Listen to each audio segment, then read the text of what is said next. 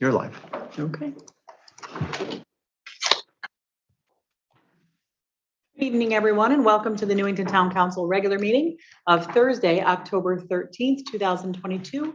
I'd like to call the meeting to order at 7 p.m. If you would please rise for the Pledge of Allegiance if you are able. I pledge allegiance to the flag of the United States of America and to the republic for which it stands, one nation, under God, indivisible, with liberty and justice for all.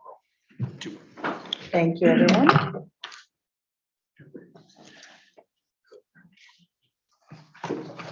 Roll call, please, Susan. Councilor Braverman. Here. Deputy Mayor Draco. Here. Councilor Camillo. Here. Councilor Donahue. Here. Councilor Mankey. Here. Councilor Nagel. Here. Councilor Page. Here. Councilor Rada. Mayor Del Buono. Here. Before we begin the meeting this evening, I would like to acknowledge some recent events that have taken place, and I would ask that we have a moment of silence for these folks. First of all, Newington lost one of our police officers. He was off duty at the time, but passed unexpectedly, Alan Tancredi. We would like to have a moment of silence for him. In addition, I would like to acknowledge what happened to our Bristol police officers just last evening. We lost Sergeant Dustin DeMonte and Officer Alex Hamzy, as well as having another officer injured, Alec Iorato. These are very difficult times, and our thoughts and prayers go out not only to the family members of those lost and those injured, quite frankly, but also to the police departments across the state and country. These kinds of episodes are just so difficult, and we wish the families and friends of everyone involved the very best. And I would just ask for a moment of silence, please.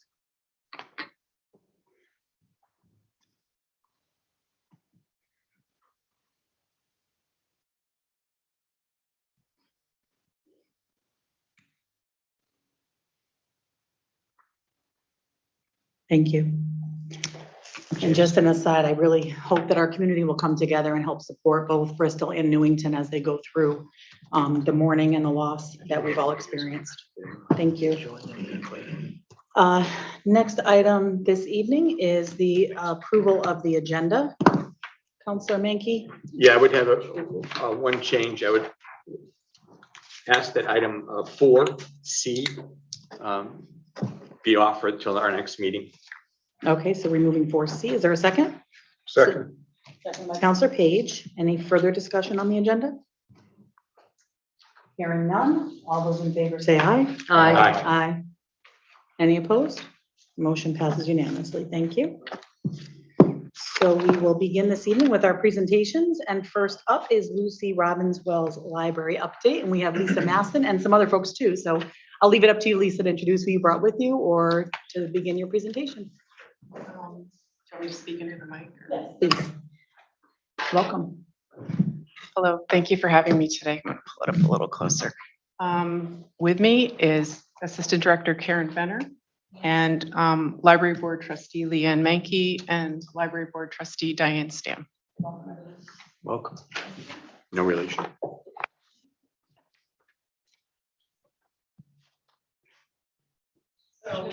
What I want to do tonight is talk about kind of what we've done in the last couple of years during the pandemic and where we are now. So I did a PowerPoint presentation. It's kind of modified my annual meeting, thank God.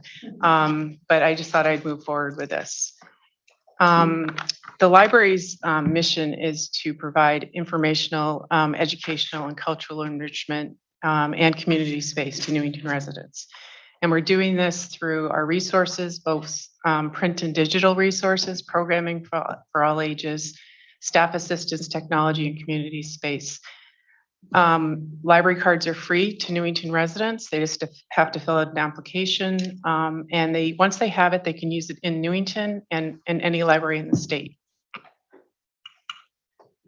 We are a member of Library Connection Incorporated. It's a nonprofit cooperative of 31 member libraries, and you can see the map. Actually, one of those white spots is about to change. Farmington's joining the cooperative. We share an integrated library system, and that's basically the catalog and the database of information and the patron information. And the benefit of us being a part of LCI is that we can share resources, we can share costs, we give a better selection of materials to our patrons, and we get group buying discounts for library materials. One of the things, when you go into the catalog and you look up an item, it's going to list every single owning library of that item. If we don't own it, or if it's checked out, we can get it from another library and have it delivered to Newington through the statewide delivery system, or LCI has a supplemental delivery system. But it also saves us money because we don't have to purchase everything. Newington doesn't. Maybe we don't want to for our library, but we can get it for our patrons if they want it. So the building closed in March of 2020. And when that happened, staff continued to work in the building. The building was closed to the public, but staff continued to work in the building for 5 days a week. What we did immediately is we looked to see what kind of services we could offer patrons. And what we were able to offer was the contactless curbside service and assistance by phone and email. The assistance by phone and email, a lot of libraries closed. We were still working, but a lot of staff didn't work in other towns. So phone calls went off were off the hook. What we also had to do with curbside, they had to make arrangements via the phone or email. So we put extra staff on all the phones. We were answering phones at our personal desk to just have a human voice that could speak to people and help them. Curbside service had been in place since 2018, but we had to modify it because of the influx of requests. We went from 8 to 10 a month to about 250 to 300 a day. So it was crazy, and all hands on deck when you were working. We were answering phones, we were pulling the items, processing them, and putting them outside on the table for people to pick up. After so what we could offer them was the library collection. So with print material, we purchased more popular materials like bestsellers, so people didn't have to wait as long for items. We also added a lot more money to our digital collection. It's expensive to buy digital materials, and you also are limited as to how many times it can be used. You have to repurchase it after that. So we reallocated money from our budget to the digital collection to just beef it up. A lot of people that had never used it before started using it because of the pandemic. So we wanted to make sure they had a good selection. We also we purchased or subscribed to databases and services online, and we added some additional ones to support the school curriculum, because at that point the kids were doing remote learning. So we wanted to make sure that they had access to some of the databases from home. The other thing we did is we offered temporary library cards. Some people did not have physical cards, but people could apply online for a temporary card, and it allowed them to use any digital service or online service from home until they can get the physical card.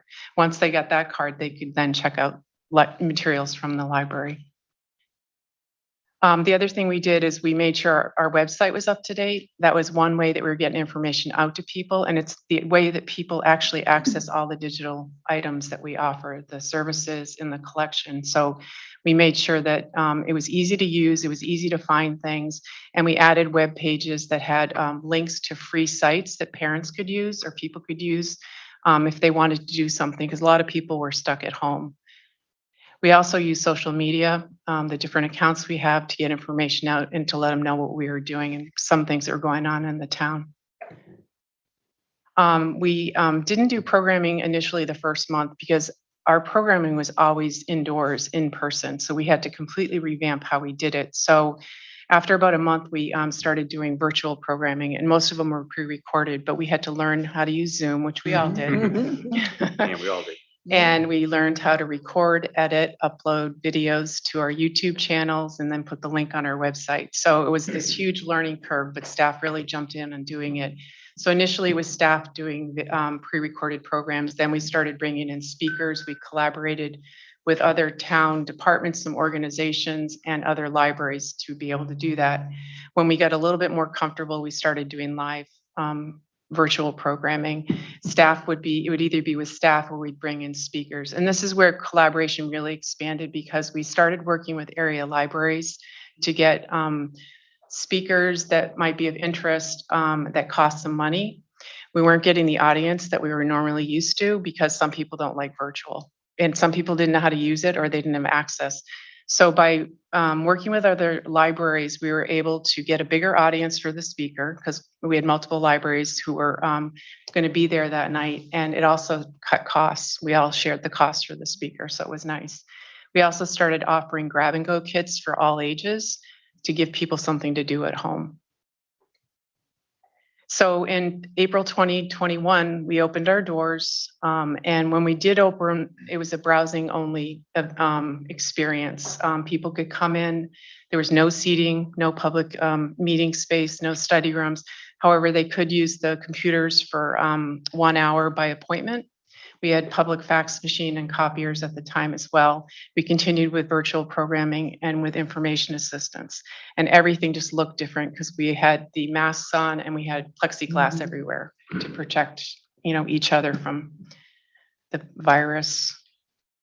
So once the doors opened, we continued pretty much with virtual programming for a while, but we were also looking at some of our services to see what we could maybe change and make them a little better and expand. Curbside initially started off as next day pickup, and then it went to 4-hour pickup. Then it went to 2-hour pickup, and now it's on demand. You call and you can come right away. Notary service, when we brought it back in, we added a second notary. So we have 2 notaries in the library. It's a free service. We have somebody, they can come Monday through Friday during the day. We have 1 evening a week and a couple Saturdays a month. We work with the General Federation of Women's Clubs of Newington and Wethersfield, and our homebound delivery service called Books for You. We've been able to expand that quite a bit. And we started doing this more around the time we opened the building, but they deliver and pick up books to homebound people and to the senior living facilities. So we've really been able to expand that service. And thanks to the town manager, we were able to get Sundays back in our budget. And last November, we were able to open again for 25 Sundays. Program collaboration, as I said, we really have worked hard to kind of reach out to other departments, Chamber of Commerce, local organizations, and area libraries to continue to offer some virtual programming and some in-person programming now as well. When we had Martha Hall Kelly, she was expensive, not as expensive as she would have been to come in person, but because we did it with about 5 other libraries, we could afford her, and we had a really nice audience. So that's the kind of thing we like to do. And it gives our patrons a really nice selection of programming, which is a real benefit, and patrons of other libraries as well. Services we've resumed. Public computers are available without appointments. Meeting rooms and study rooms are all open. All the seating's back. Quiet study space is open. Children's play area is back, and we're adding some new play tables. The art exhibits are back in the community room, and the friends are allowed to take donations. Thank God. Yeah. And we get a lot of them. Programming, we're back to indoor, outdoor, and virtual. Some people still like virtual, and so why not? So we're doing that as well. And we're resuming our larger events. We have a book sale coming up at the end of this month, the 28th, 29th, and 30th at the Senior Center. We are going to have our road race again in May of 2023, and Winterfest is back January 20th, 2023. We're having that. We have expanded outreach to the community, not only the homebound delivery service, but our head of community services, Michelle Royer, is going out to these senior living places, giving information about the library, bringing things to them as well. And there's my delay. We're continuing collaboration with the schools. When the the building was closed, and when the schools were remote, we were working with them to try to give them anything we could to help the students, especially the ones, because they were working at home. We're continuing to do that. We do book talks, virtual book talks that the teachers show their students in the classrooms. We create book lists for them. We had a large virtual event for all 3rd and 4th graders in the spring. We're back to school visits. We're bringing the kids back to the library, and we're going into the libraries. Karen Benner is working with a lot of teachers right now in different schools, different grades, to get library cards into their students' hands. And what we're doing is sending the applications to the teachers. The students are getting them filled out. They send them back and we send the cards to the teachers to hand out. This is so they have access to not only the print materials, but all the online materials as well. And then the other thing we just did was the ESL class in the high school. We just brought the whole class to the library to show them what we have. And we're working with the teacher to build an ESL collection that's more age appropriate for them. So that's another thing that we're working on right now. New services, we've added some new services for mostly for children's book bundles, our customized book bundles that we create for children based on a parent's request, customized reading list routines, sight word reader bundles. Those are never there. A lot of parents are taking them out to help their children learn how to read. And topic totes, we have them for families and we're also creating them for teachers. They give us a topic of what they're teaching. We'll put together a collection and they check it out to them and they can bring it into their classroom. We've added a few new digital services. The Friends pay for the Museum Pass program. It gives you a discounted or free admission to different museums and attractions. We have new software that makes it easier to reserve one, check it out, and most of them you can now print at home. You can register for programs online from the library website now, and LCI created a library app that you can download to your phone, gives you access to your account, to the library collection and other services, and it allows you to put a digital version of your library card on your phone. We received 2 grants this past year, the American Rescue Plan Act grant for Connecticut libraries, and we replaced all our technology furniture that was more than 20 years old. Now there are dividers between users, which is more social distancing. They're more ergonomically correct, and they're more tech friendly for all the wiring that you have now with the technology. We also ordered wireless sets for each person who works on a public desk, wireless headsets, so no one's sharing a phone receiver anymore. And then we also received a grant from the Hartford Foundation for Public Giving Newington Greater Together Fund. That's quite a mouthful. We got 10 additional mobile hotspots to circulate. So we had 2 before, we have 12 we're circulating now. People can check them out for a week. It gives them internet access wherever they are, unlimited data. So our friends of the library, who we love, they bought a new shed. The ugly shipping container on the left was leaking and I hated it and Tim hated it, I know that. But they replaced it with a nice green shed that actually ties in nicely with the other storage sheds that we have. This is where they put all their book donations for the book sales. And they stay dry. And they stay dry, yes they do.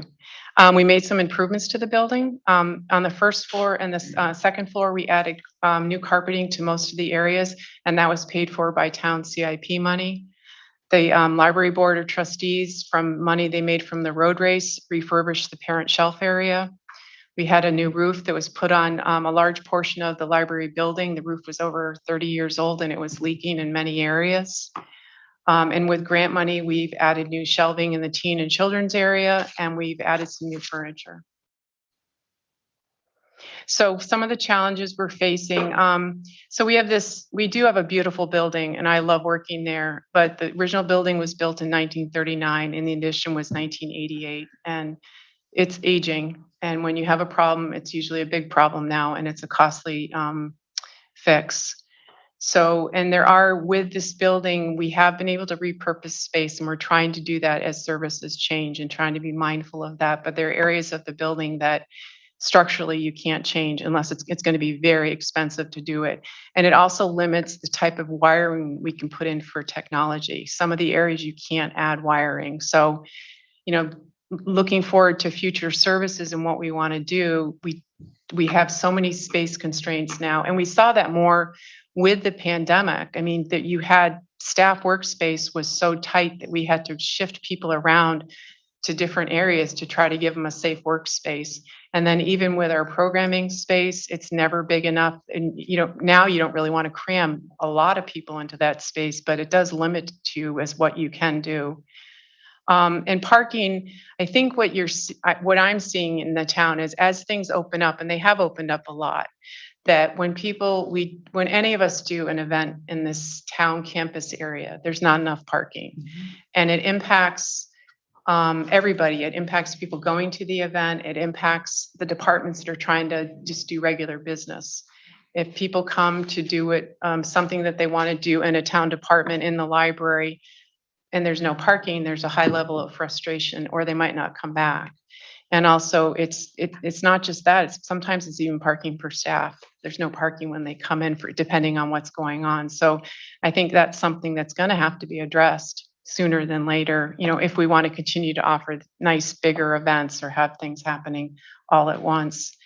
And I'd sent you the email about the censorship and book banning, and that's becoming a really hot topic, for libraries throughout the states. And it's the way it's being handled by some areas is very scary. And what we do is we have a collection development policy on how we purchase books, and we try to purchase a balanced collection to meet the needs of everybody. And we also have a policy and a procedure if someone has a concern about something in the collection. So that's all in place for, if somebody comes in and talks to us. And as I said, if they come to you first, you can send them to me and that will start the process. But what we really want to do is encourage parents to come in with their kids and with their teens and help them choose a book they feel is appropriate for them. And, that's what we think is the most appropriate thing to do. And then moving forward, one of the things we're looking to do sooner than later is add mobile printing from your device in the library. We want to continue to add non-traditional materials to circulate. The Wi-Fi hotspots would be one of them. That's a type of non-traditional. Also, this past year, summer, we circulated lawn games for people to check out for a week. We want to reconnect with the community. I'm sure we all know that when you close a building and people don't come for a while, you've lost some of them. So we're trying to get people back, and we're also trying to get new people to come into the library. So we're out in the community more, trying to reconnect. We're going to continue to pursue grant money for possible new services, for some technology. And we are constantly reimagining what we do, what kind of services we offer, because you have to do that. And things change, and we want to be able to offer the patrons and our residents what we think that they would like. So I want to thank you for having me here tonight. I do thank you also for your continued support of the library. I wanted to say that I work with a great staff, a really great staff who, especially over the last 2 years, have worked incredibly hard under really difficult circumstances sometimes. They were really good about change, trying to make things happen, and also to give the best service that they can. So I'm just really proud of how they handled all of that. And I also appreciate all the work our Friends Groups does. They do fundraising, and we all know that the last year has been tough to do fundraising, especially because you couldn't do a lot of it in person. But they work so hard all year round just to raise money. And a lot of it goes, like, they pay for about 90% of the library programming. And they pay for the Museum Pass program. And then they also give us seed money sometimes for technology. So I do appreciate them. I have a great library board that is very involved and very active and very concerned about the library future. And I guess I wanted to finish it by thanking the town manager, Keith Chapman. He really helped me a lot, especially over, during the pandemic, but he was very supportive to me, to the library, to the staff, and I think to the residents. He was always concerned about making sure everyone was okay. And I think health and safety was what he was most concerned about. He was always, for me, he was always kind and respectful, and he expected you to work hard and to do a good job, take responsibility, do the right thing, make decisions, but he always trusted your judgment and supported you. So I really wanted to thank him for a lot of what we've been able to do over the last few years as well. And I'm happy to answer any questions if you have any. Great, thank you very much, Lisa. Yeah, great presentation. It always helps us to hear, or at least refresh our memories about everything that you do, and to hear all the new things that you're doing. Some of the new initiatives are really wonderful. I like the ESL collection idea, Yeah. just coming from my own educational perspective, right? And seeing an area of need and, We're also looking at like online services for Yeah. them, so maybe for them to do at homes. He wants them to get physical books in their hands too, but we'd like to be able to offer him something different as well. and I love the idea of the cards for kids in the schools, like partnering with the schools in order to do that, especially with the digital media. The pandemic was obviously a huge learning curve. Like you said, we all had to go and figure out Zoom and figure out how to, I was recording myself reading books for my students, right? And figuring out how to use all the new apps and things that we had to do. But now it's become a way of life. And so being able to do both, learning one, then learning the next, now doing both at the same time, it's challenging, but it does open things up to so many more people. I think people that wouldn't have either the time or the availability or the wherewithal, transportation, whatever, to come to the library, have so many other opportunities that came out of, I know you already had a lot of that, but even more now, right? Right, So right. it's nice to hear that, we're turning some of the bad stuff into positives now, right? Right.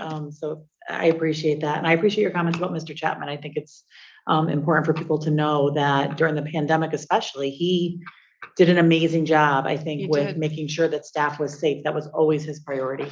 It was, and I think that I know when he started, his intent was to do a lot of professional development for the department heads. He Right. did a really nice job of bringing us together and making us work together and collaborate more. And the departments work more together as well. Mhm. But obviously the pandemic kind of stepped in on there too. Right. Not that he didn't still do that, but not to the extent that he was hoping to. Right. Right. Yeah. All right, I got all kinds of hands up. People are waiting to talk, so let me just click on over to that screen. Counselor Page. Thanks, Mayor. Thank you very much for your presentation. It was excellent. And a few questions. You may have said it, but what are the grab and go kits? What is it? They're kits that we put together, like for children, they're craft kits. And then we do spice kits to go, and we do puzzles and coloring pages for adults, and then crafts for teens. Cool. Yep. And then is there a relationship on any level with the state university system in terms of access to materials they have, or is that siloed and not part of what?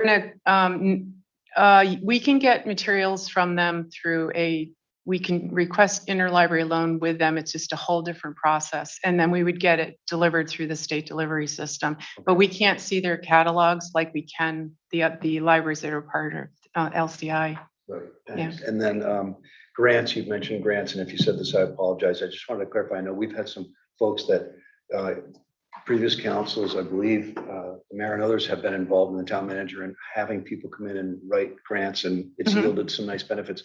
Do they work with you, or they've been working with you, the same folks who have worked? The grants the two grants that we got here, we did not work with them, but we have been talking to them, the grant writer recently, Okay. Sonia, right?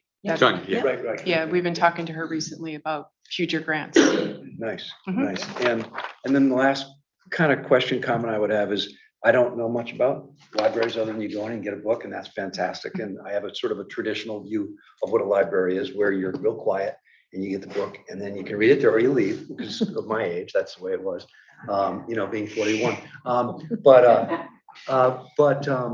I've been learning a little bit about sort of in larger cities typically, where there are new models that are in place actually of libraries, where it's public space, it's performance space, Right. it's a variety of the arts and so forth. And not to get too grandiose, and don't worry, Mr. Chapman, I'm not asking for millions of dollars to ask to build a brand new space, but is that part of the vision, to see Right. the library as a different space than we think of traditionally? Yes. Yeah. I think a lot of the space we want more community space for people to come in and be able to use different space for different things. Part of it bringing in maybe technology, but also to have more performance space, speakers, or meeting space. I mean, that's a great need in this town as well. So that kind of thing, yes, definitely. And also just a gathering space for people like to come in and meet and talk. And libraries are not quiet anymore. Right. I mean, there's areas where will glare at you and shush you maybe, but that's only for where people study. But other than that, we want people to come in. We want them to talk. We want children to kind of scream and laugh and yell. And, when the children go upstairs, that's their space. When the teens come in, that's their space. But I think people come together. Some of them come together to meet up. Others come together just to be with people.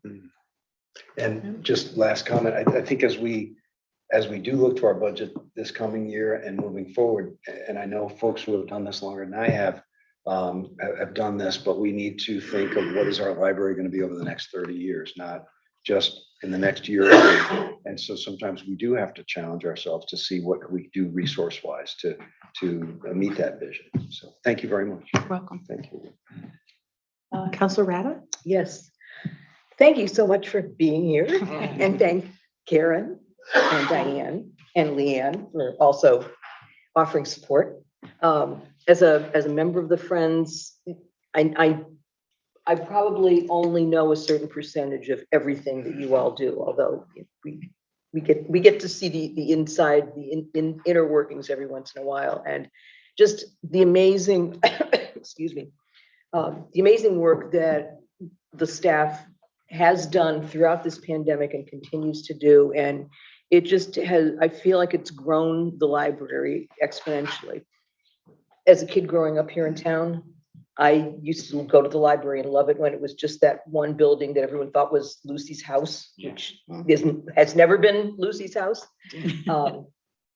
And there's so much more under the surface, and I'm so glad that you touched on, so many of these things that most people don't really either get to see or understand the depth and the breadth of what libraries can do and what ours does.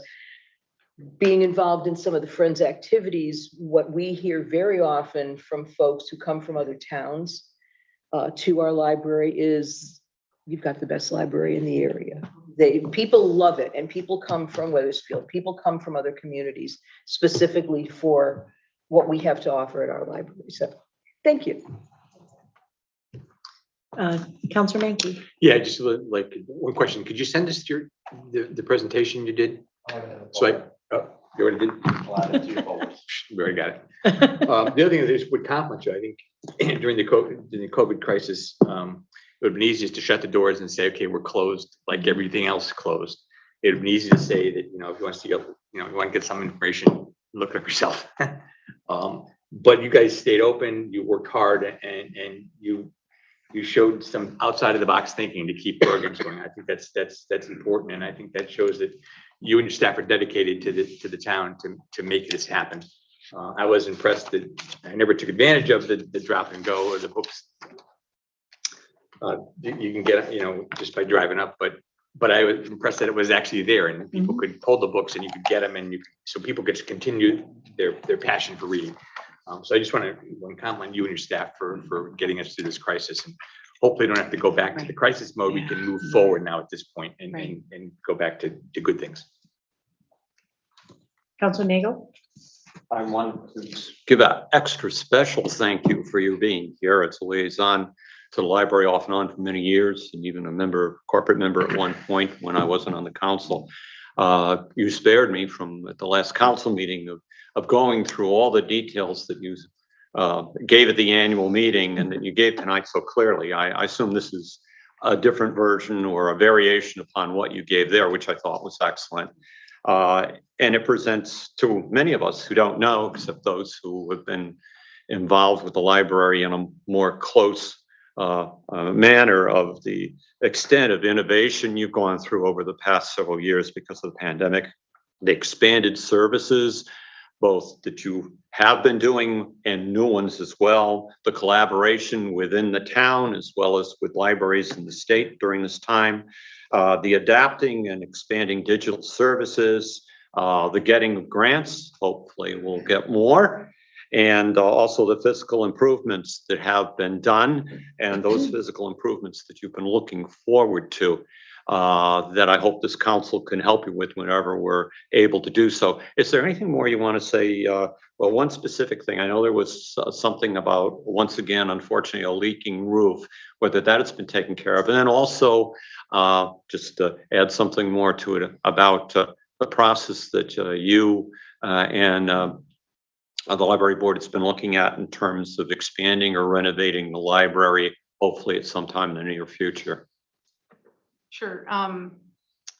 The leak has been fixed but they are in the next, mid-November, it's about a 6-week fix to fix the interior from the water damage. Okay. So that's gonna happen, I think around the 14th of November, and it's just gonna take that long. There's about 5 areas they have to fix from the leaks, but the leak itself was fixed right away. I mean, well, it wasn't really, it was fixed the second time. But now it is, and everything is, we've had heavy rain and it's been fine. It's just now Knock that on we, wood, we got some going on now.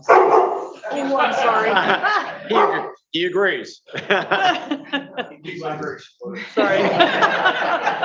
Does he have a library That's card? my fault. I should know better. My dogs go nuts when I have them.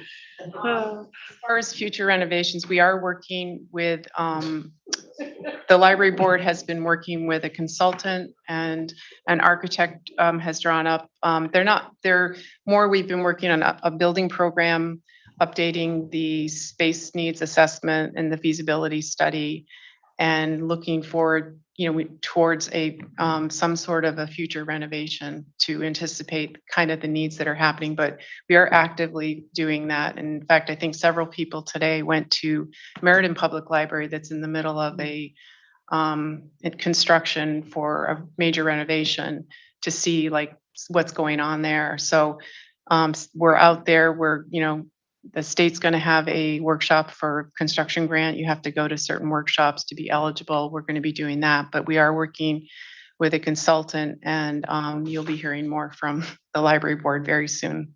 Okay, good. Thank you again.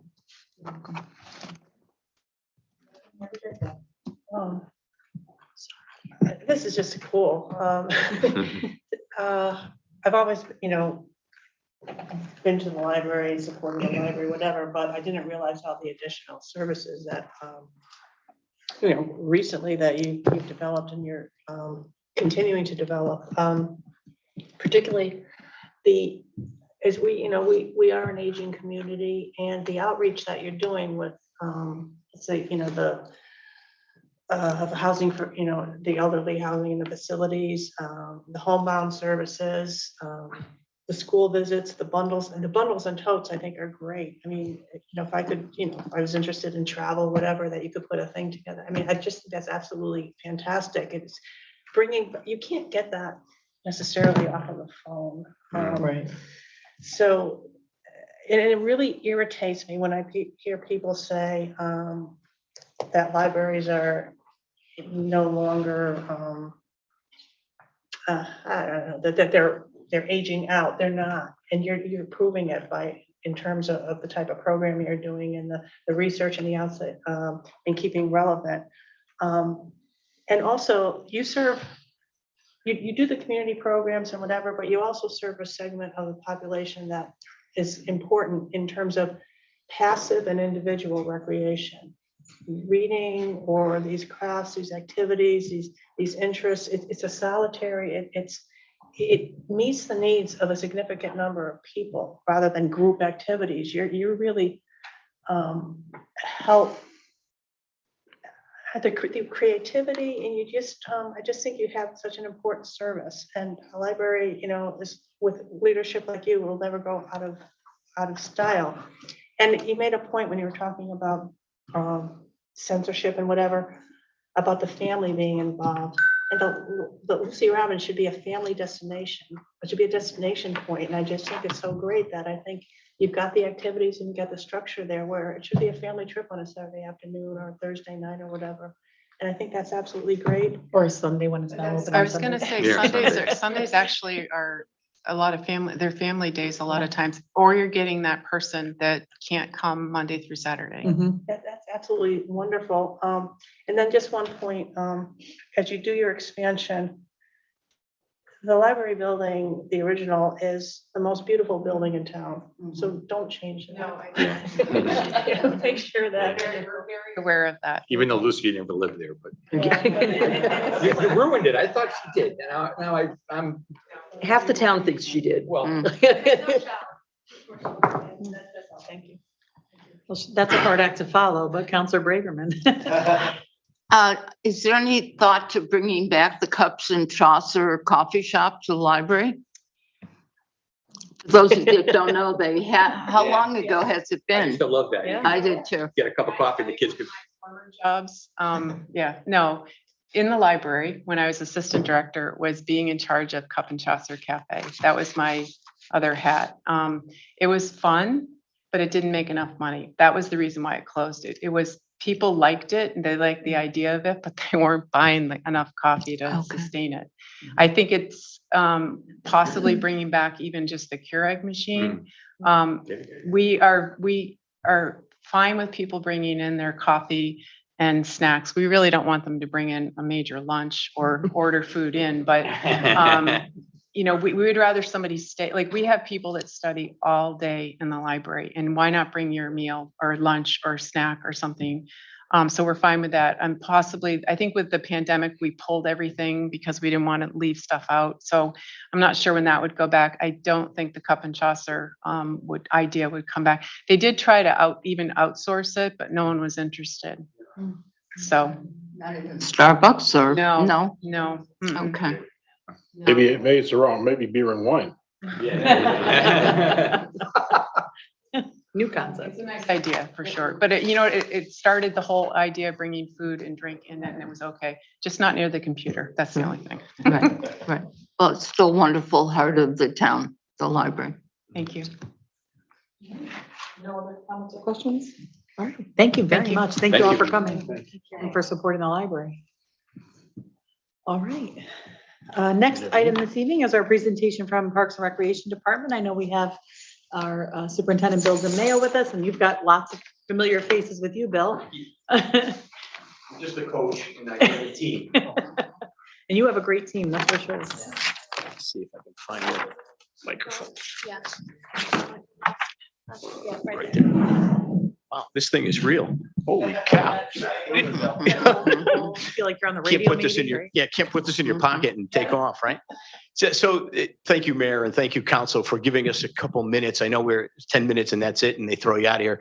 But I'll go as fast as I can. It's a big department and it does a lot. So I'm just going to hit the highlights, and then I gave you fun facts. I think, James, did you hand those out to them? Yes. Perfect, thank you. And that'll fill in some of the holes that I can't talk about and don't have the time to. And then I also want to make sure that you take care of your tummies. So we had the Exercise the Right Choice after school program, make you popcorn, Halloween hands with corn things in there for you to snack on. So Oh, that's very made by nice. the Oh, sixth that's through- adorable. yeah, that's a Thank you. 6th through 8th grade program. And the little kids, the kindergarten through 5th grade, made the tags for you. So that was Oh, Tuesday's thank project. you. Yeah. That's great. So I want to introduce the team. I've got Don Woods as our vice chair. Start introducing them. Or make me nervous. Don Woods of the Parks and Recreation Board, and Jay Batalico, as you know, is the chairman. And then we have Hadil Majdow as our rec supervisor. And then we have Nancy Glynn, who is a brand new rec supervisor, started July. Roderick Smith started about 3 weeks ago. He's from Springfield, Massachusetts. And Clay Pedigo is our park supervisor. So that's the team that is credited with all the success and all the work that is done. They do a great job. So with that, I'll just ask James to start our little presentation. Of course, there's music. This is Bill we're talking about. Okay. I love that. Renovations at Varsity and JV softball fields and Badger So- Field. So just want to touch, you heard that a lot of parents came to the Board of Education saying that the softball fields at the high school weren't Title IX and equal to boys sports and all that. And we immediately jumped on it and renovated the 2 softball fields, and the Little League parents wanted Badger Field to be upgraded. And with your support and your help and Keith Chapman's help, we were able to secure the funding to put that whole package together.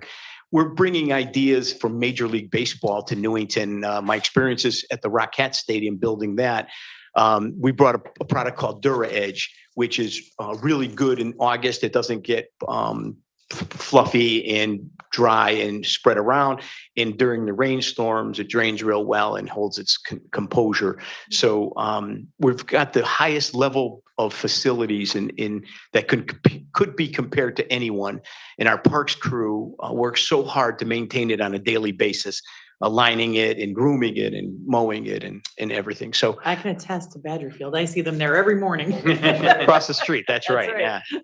Yeah. It's really came out nice with new irrigation, new underground electricity for a future scoreboard, new turf, new dirt edge, new fencing areas. So that was good. 2 new scoreboards installed.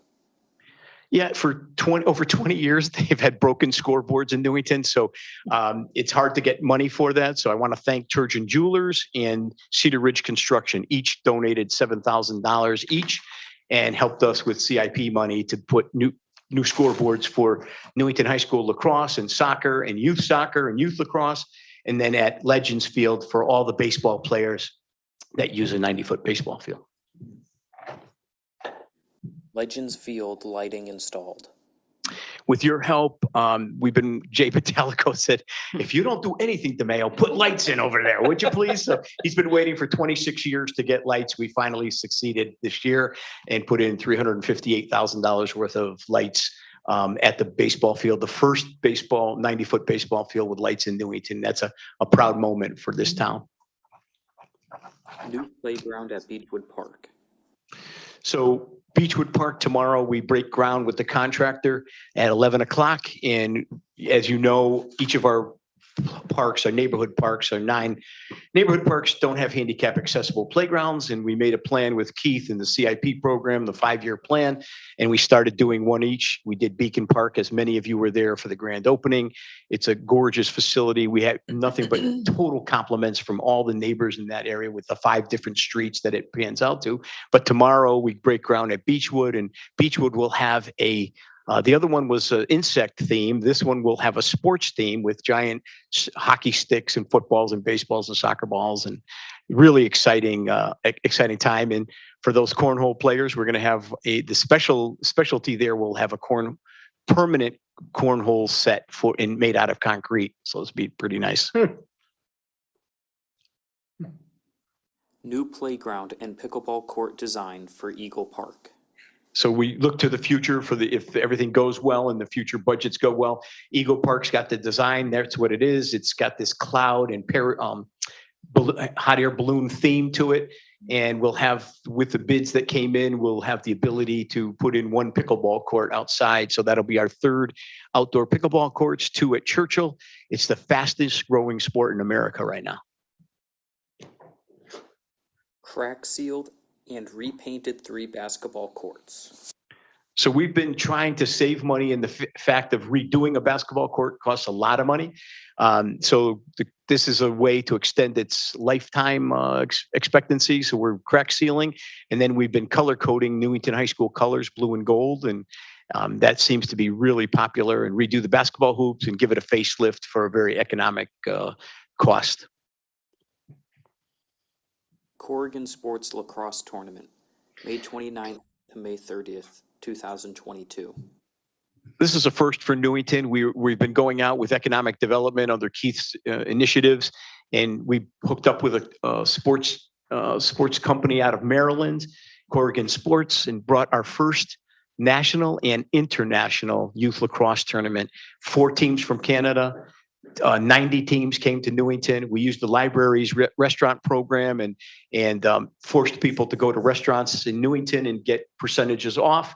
We had all the hotels in the area were booked, and just a pleasant experience. We hooked up with the NCAA, and each kid got a free ticket to the NCAA lacrosse tournament at Rensselaer Field in East Hartford.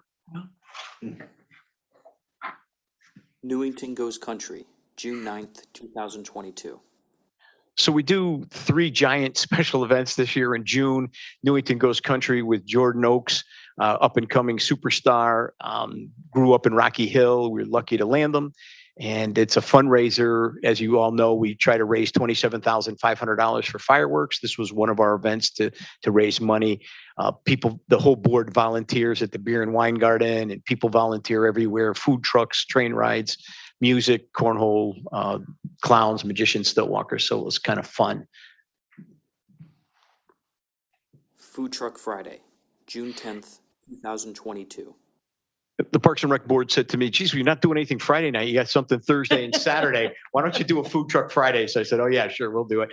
So the staff was all in favor, and we did a food truck Friday. And Don Woods was telling us the lobster company, the Cousins Lobster, they have 22,000 friends on their mailing list. So we had thousands and thousands of people show up, and we had beer and wine garden, and big shout out to Happy Harry's Wine and Liquor on the Berlin Turnpike. They donated so much stuff to us, and all the money goes to fireworks. So this is how we're doing it now. Motorcycle Madness, June 11th, 2022. So that was our Saturday program, Thursday, Friday, Saturday. Motorcycle Madness, about 800 motorcycles, sponsors everywhere, music galore, and tons of fun, and just a different kind of crowd, different market, and seemed to work out really well. Life Be In It Extravaganza, July 13th through July 16th, 2022. So it's the Parks and Rec signature event, right? It's 40 years we celebrated. Each night has a special theme. Wednesday, Thursday, Friday, Saturday, Carnival goes on. And Wednesday night, Church of Christ Congregation does the Sundays, free Sundays on Wednesday. Thursday night, we do the BYOC, bring your own cheese. We give you a free glass of wine. We gave out 750 glasses of wine to individuals from Happy Harry's. Really nice. And we also did the Kindness Counts picture. Then Friday night, we do the craft beer night, craft beer tasting. We had 39 different beers, and I think 15 different breweries. Was phenomenal. And then Saturday, we just add in the arts and crafts and the corporate row and all the other activities, and have entertainment on the big stage constantly through the night, right up to fireworks. Water Lantern Festival, September 10th, 2022. We're fortunate to hook up with a Salt Lake City company and brought them here. This is our third year doing water lanterns. They sold about 3,000 lanterns. About 6,000 or 7,000 people showed up. It was just beautiful, peaceful, DJ, music, train rides, not a bit of problems, and just a wonderful, fun kind of event. And it looked spectacular. Everybody was saying when the 3,000 lanterns were in, when it got dark, into the pond and floated down, it just was a spectacular sight to see. And people celebrated either anniversaries, weddings, or did it in honor of someone that passed on or someone in the service. Really touching, really nice feature. Oh, and people came from 26 different states to Newington that night. Kings Lacrosse Tournament, October 16th, 2022. So people from Plymouth and Boston came to participate in the other lacrosse tournament. They loved the Newington so much and the facilities that they asked to have their own tournament. So they're coming in this Sunday, and we'll have quite a few teams on the high school lacrosse fields, and our park staff is lining it, cutting it, painting it, doing all kinds of things to make it look beautiful. And we're really pleased to see that kind of initiative for people from out of state, saying Newington is something special. CRPA award-winning Night of Lights, December 3rd, 2022. Mark your calendar, Saturday, December 3rd. Get your singing voices ready. So we'll have a great time on Main Street. We'll close down the street with the help of the police department and Billy Califano and fire, police, ambulance. Everybody gets involved. And the fire trucks parade comes in, brings Santa Claus. We have Martin Kellogg, John Wallace, the high school singing choruses. We have stock car racing. We have s'mores, making everything's free that night. Train rides, hay rides, video games. I think you name it, we have it. Clowns, magicians, stilt walkers, jugglers. It's a fun night. That's 5 o'clock to 8 o'clock. Please come. It's a ton of fun. We had snow last time, right? Yeah. It was nice. Too much snow though is no good, because then the state won't let me. No, I was talking about your cannon snow. Oh, that kind. Yeah, that's the surprise. Yeah, we have a confetti cannon that we're blowing off this year again, so it'll be fun. I just put it in my calendar. I did the same. 2001. Tim and the mayor sing well. We do. I'll start practicing. What was that one, James? 1,117 pool visits, So I just wanted to show you that the pools are being used in, after COVID, during COVID, they were used, after COVID, even more. I mean, our numbers are up by three or 4,000 from last year. We're at 22,000 visits each, roughly at each pool in 8 weeks. Really fun, really entertaining. Swim lessons are up. Our numbers are up in every program, recreational program there is. And that's a trend. I don't know if you saw the Hartford Current or not, but youth sports is just booming in every direction for Parks and Recreation. Record camp numbers.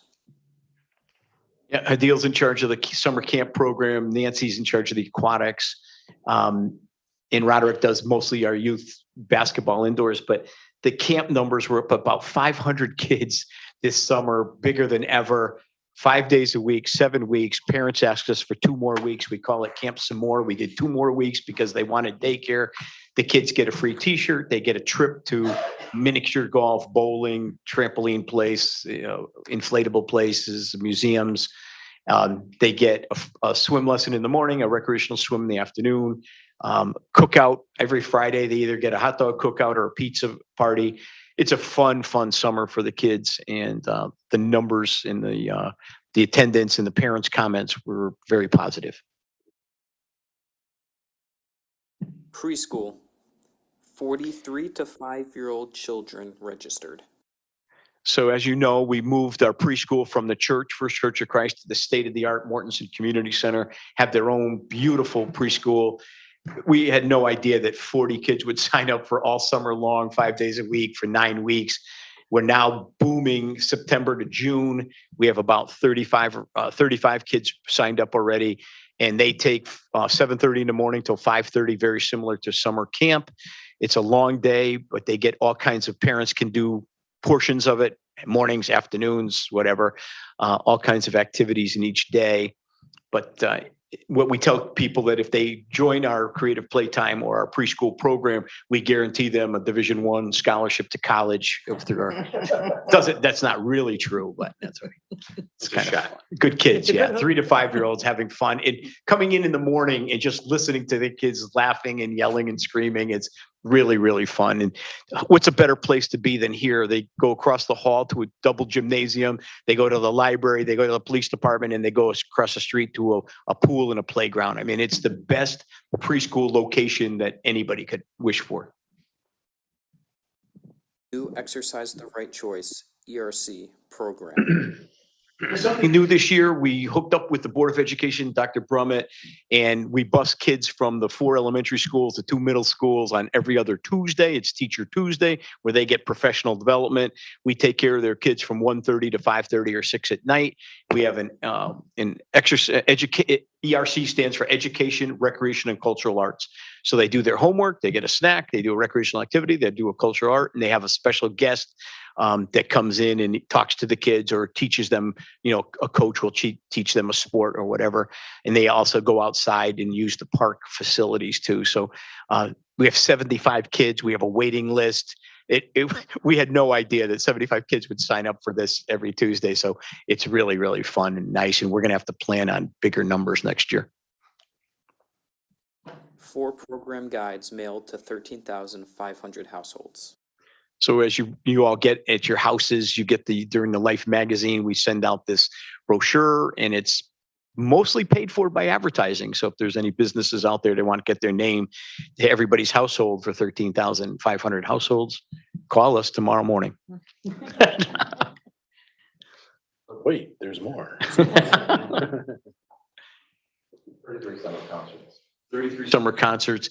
I think Keith is going to talk to you during his report about your consideration for we did ARPA money for the municipal parking lot. We did a lot of concerts. We are called the Music Town of Connecticut.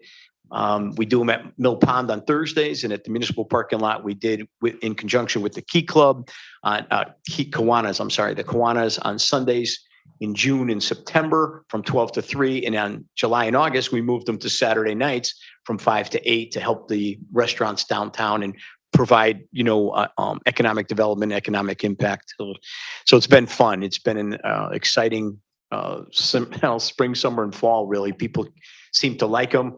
I went to the Westbrooks Elks Lodge this Sunday, and a lady saw my shirt and she said, "You're not in charge of those concerts, are you? We're from Plainville." The other lady, "I'm all from West Hartford." I go, "Wow, okay, that's great." So they love mass confusion, I guess. That was the thing. Built a greenhouse and planted 2,000 flowers for downtown Newington. Keith put me as a staff person to work with the economic development group, and one of their things was beautification of town. And so we're doing our best with the amount of resources that we have. So we've done planters at 10 or 12 businesses, and we built our own greenhouse. We planted 2,000 plants. We've got a whole bunch of mums planted everywhere around town. So I think you probably noticed the beautification effort that the Parks and Recreation staff is putting together with help of others. Lots of people are commenting on that. Yep. They're really Lots of pretty. positive feedback. Yeah. Yeah. Flowers are beautiful, right? Everyone loves flowers.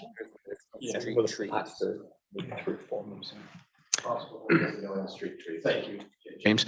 So, a lot of you guys don't know that we're in charge of everybody's property, right? We do the library, the senior center, the government center, police department, all the schools, all the parks. We're responsible for garbage, leaves, grass, and snow and salt, right? And for ice. So we're also in charge of street trees. And during the COVID, Keith said to us, "Well, keep those kids busy." So he says, "I always wanted a tree inventory." So we took the summer camp kids, staff, the college kids, and they went out and literally with computers and laptops and iPads and nailed every single tree that's within the street to the sidewalk, 10 feet in, is mostly the thumbnail idea sketch. So we have 2,500 street trees. We're valued at $30 million. We worked with a Yale forester, and it was an exciting project, and it's totally computerized, and it's been a real big help to manage trees. Responsible for all government properties. Yeah, I just mentioned that earlier. It's a big job. So the guys, when schools, people say, "Hey, school's still on in Newington." That's because our guys are up at 2 a.m. and they're salting and sanding and plowing and getting everything ready, because there's a lot of sidewalks around the schools and a lot of parking lots that need to be shoveled and salted. Okay, didn't seem to have one for that one. Okay. Oh, sorry, that was the images. Sorry, didn't move to that one. There's your new one. 135 internments and 149 grave sales in 2021. So we're responsible for 3 cemeteries in town. The active one is West Meadow Cemetery, was started in 1976. However, now it's a really busy cemetery, and we have over 4,000 people buried there. And it takes 2 or 3 of our guys, our staff guys, to dig the holes and work with the funeral homes to put on a burial. So that takes away, again, 2 of our staff. Usually every other day, we bury about 3 a week, and Clay's probably selling 1 or 2 every week. So every single day we're doing something administratively with the cemetery, as well as cutting the grass, fertilizing, maintaining, and trimming. So it's a big project, and the cemetery is a big operation. Hosted Cherish the Children event. A really touching event. Our guys do a lot of work in cooperation with Newington Memorial, and this is for children that died, way too young. They died as they were children, and they have a very solemn ceremony up there. But we're very proud to be part of it. And that pretty much summarizes it. Like I said, a lot of credit has to be given to the people behind me. They do a lot of the work. I push them to the limit, and they've never given up on me. And the Parks Division, fabulous. So we're working very, very hard to make people happy in Newington, right? We want to make everything, the best facilities and the best programs, accessible to everyone. So if that's, accomplished, that's the goal. And we can't thank you guys enough for your support and what you do every day to give us the tools to do what we have to do. So thank you to you guys, and thank you to Keith Chapman. And I would say this, I don't want to get into personnel issues, but from what's been in the paper and Facebook and stuff, you got a bad rap on the things that were happening and with the union, and that stuff he's going through the right process with me, with the lawyers, through the state arbitration thing. So I just want you to rest assured that we're going through the proper channels. Thank you, Bill. Thanks.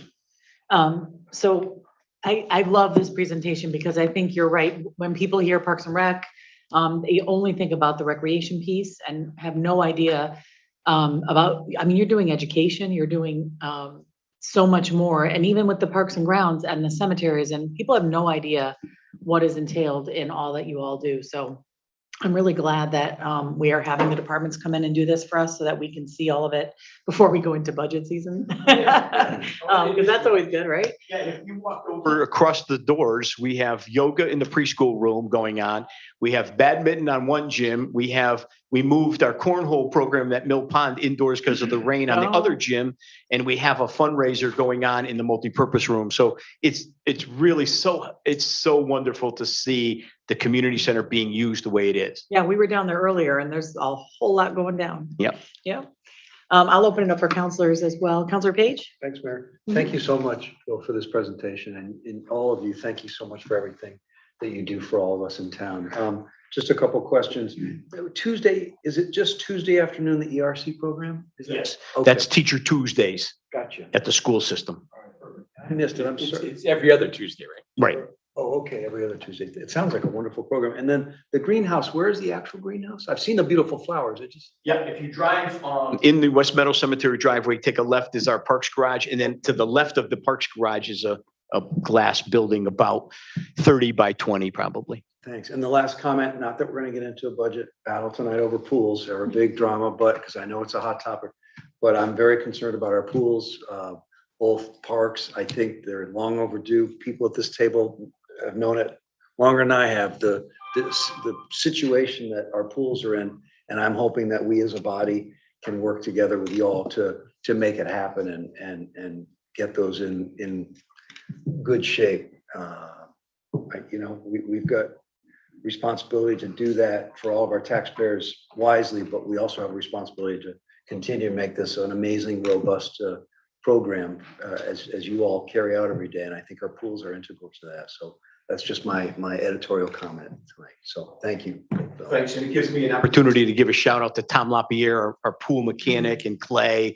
We've been doing things, bubble gum, bailiwick, glue. We're trying everything to keep those pools going. They're 65 years old. They've extended their life expectancy by 30 years. It is a tough thing to do, but I totally understand the cost of them too. So, it's a very difficult situation under the tough economic times. Yep. Counselor Menke. Yeah, Bill, just thank you for this presentation. I get to serve, set up as a library, as the Parks and Rec liaison, so I hear all this on a monthly basis. When I sign in on time, last time they moved it a half hour early, so we were confused. But we did sign in and saw most of it, so we got to see most of the presentation. Yeah, we start at 6 o'clock now. Oh, okay. See, I'll make that note. Because in my calendar, when I put it up, was 7 o'clock. So I just go by my calendar. So I'll make that change right when I get done talking. Because I don't want to be late again. Anyway, I appreciate all that you do. We have, every time we turn around, there's another program. Even I went by and I said, why are all those stakes out there by the street? And then I realized it's a scarecrow event again, which I like driving by. I'm not going to do a scarecrow, but I like driving by and see the different scarecrows. After your program, do you do any kind of survey to see if it's something the public likes or what they have suggestions? We do variety of things. We do actual testimonies. We have our staff talk to parents. We do some program evaluations. We know when things don't work because we get complaints. Yeah, right. So we're familiar with that. Yeah, you're familiar with that. So, but we do generally, but nothing formal like you guys are thinking about with, we have rec track. So I blow out a question, 5 questions to 10% of the people that use our stuff, or, I'll do it periodically. But those are difficult because the way you ask questions and the way it's worded and where it's placed on the page, those are tough. Yeah, and sometimes people don't even answer, they won't even answer. If you ask a question, they'll just say, yeah, everything's fine, everything, I did get a couple of comments. One problem being on the council is everybody recognizes you. And so at the extravaganza, I did have some comments that there should be more crafts. So I'm just passing that on because that was one of the things that people stopped. We're fully aware of that. And just because of COVID, a lot of crafters went out of business. Yeah, So- that's right. But So Hadil is working hard on, we just called Simsbury craft thing, where we got into the craft statewide thing. So we're doing things to address getting a ton of arts and crafts people. I think for most people, if they're coming to see the Republican booth or the Democratic booth or the library booth or this church or that church, they're not going to come down for that. Right. But if they come down and they can spend money, that's probably at least that's what I was there to spend money. I had money and I didn't. Totally Money to agree. burn. And the other comment I just have is a personal one. When I had people from Bristol coming to see the fireworks and my family from Newington, so we had a whole lot of us, but one of the porta potties didn't have toilet paper, which kind of ruined one of the evenings for it. So if somehow we could just make sure that we check those things on a regular basis so that and probably someone took the role and threw it. Yeah, just, I'm glad you brought it up because I am the king of porta potties in Newington. Yeah. So if there's a complaint I saw about your porta name potties. all over. Yeah, it's all over, yeah. So just to let you know, porta potties were on a state bid last year, $38 a month, 20 and 15 to clean them a week. They went up to $159 for a regular, $178 for a handicap accessible, and $25 a week to clean it. So it almost quadrupled the cost to us. So we have to provide porta potties to every school, every sports field. And today we got a complaint that I shared with the town manager and the finance director that they want more than one porta potty at Clem Lemire now. And I'm going, wow. I mean, it's so difficult to keep up, with that area. But we do, just to let you know, Clay did go to every single porta potty prior to fireworks to see if they were dirty, clean, et cetera, because we did get that complaint one year too. Not to age myself, but if you go back to putting a quarter in, and open the door, that might raise some funds. Oh, my God. Just a thought. Or maybe. You have to have the dollar reader. Well, then you put a change thing on there in case there's no toilet paper. You can cash in the 10. But I appreciate all your efforts. I think we have We appreciate you coming to the meetings too. one of the best Parks and Rec departments around. I think no other town has the same activities and same programs as we do. And I'm changing the date in my calendar right now. All right. Deputy Mayor Padraico. Just the time. Not yet, just the time. Because I'll screw the whole thing up. Yeah, first of all, I want to say that you've got a great staff. I mean, everyone I've come in contact with, very professional, very courteous, and very energetic. That energy just kind of emanates. And I'm also glad to see a focus now on the neighborhood parks because they do create a sense of community, a smaller sense of community. And, when kids in the neighborhood can ride their bikes to, because not everybody can come to Mill Pond or Church or whatever, but those neighborhood parks are a sense of, they create, neighbors know each other and watch out for each other. So I'm glad you're doing that. And just for everything that your department is doing, I think it's difficult for someone to not be impacted by your department in this town. You touch everybody from, preschool, from programs at the community center, from people who just enjoy walking in the parks by themselves, to making sure the trees are, taken care of, to, the cemetery. I mean, I think everybody in this community in some way or other is impacted by what you do. So I appreciate that. Just one question, geese. What's your first thought? Great question. It's really goose poop, not geese. Yeah, we don't mind the geese. I've done a lot of studying about geese in my previous job, and it's a difficult thing because 50% of the people in town love geese and 50% don't like geese. So it's If you use the outhouses, that'd be fine. That's right. No, they just put it on their bill. Oh, man. Nice. That was good. Nice. So you have to leave. Yeah, we have, we did sign an agreement with the United States Department of Agriculture, who has a goose program, and they will be doing some aggravating the geese with some fireworks, some robotic cars, kayaks in the water, to make it uncomfortable for them to stay here and become residents of Newington. There's resident geese and there's migrant geese. And we have a variety of resident geese at Churchill and here. It's so bad now that Martin Kellogg, custodian, called us today. We were at the parks and there's goose poop at the basketball courts at Martin Kellogg now. So it's becoming a serious problem. It's not healthy. But people continue to feed them. We have signs that say, don't feed the geese. That doesn't help. We have computerized laser lights, 18 different colors at night that go on in the ponds that shine in their eyes to make them feel uncomfortable and not want to stay here. But they're very smart. They're persistent. They're so smart that Keith wanted us to make the grass really green at the government center. So we put in irrigation, we fertilize, we aerate, and we maintain it pretty well. The grass is thick, plush, beautiful. Well, the geese are so smart, we don't do that at the park in the general land. So now they're crossing the street and they're eating the good grass over here. And then they go back across the street on Garfield Street. It's unbelievable how smart they are. So yeah, it's a problem. And we're not the only town. Everybody has the same issues that we have. You know, you brought up a good point. It isn't just limited to Churchill and Mill, because I walk by the high school athletic fields. And also I work at St. Mary's. They're starting to, migrate to St. Mary's. So it's a town-wide issue. Yeah. You do have to address it. We'll see how this company does. All right, thank you. Anybody else? Bill, we'd be remiss, or I think we need to at least mention that while you mentioned and thanked Mr. Chapman and the council for supporting you, you do so much to raise funds and fund your own programming. And many people out there don't realize that. Yes.